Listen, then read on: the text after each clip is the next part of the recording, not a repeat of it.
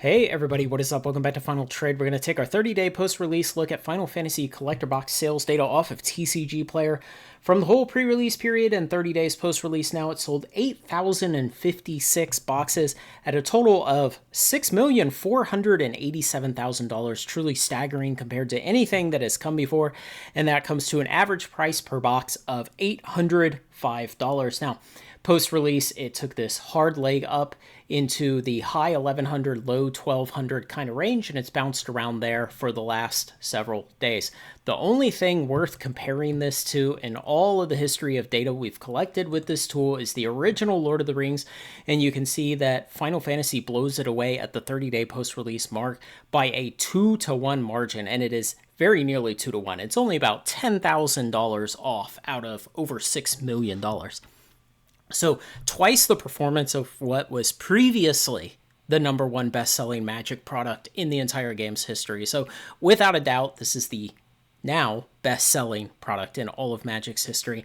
And like I've been saying for several years since the Lord of the Rings collector box came along, we would really know that we had entered a new paradigm when something beat it. And we are there. We are there when the something that beats it by a 2-to-1 margin. It in no way just barely edged it out. It absolutely clobbered it in terms of the number of dollars that people are willing to pull out of their pockets in order to get these boxes.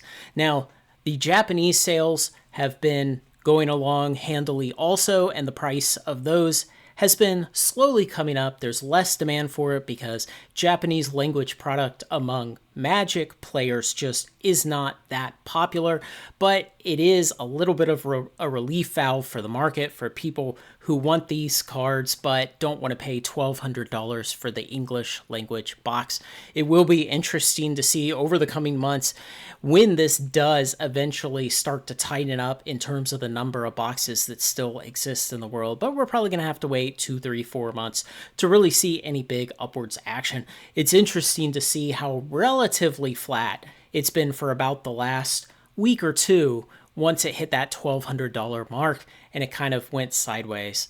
As in, that's about all the market can bear right now. That's where the buyers and the sellers are meeting, and meeting pretty consistently to hold that approximate $1,200 price point for 10, 12, 14 days now.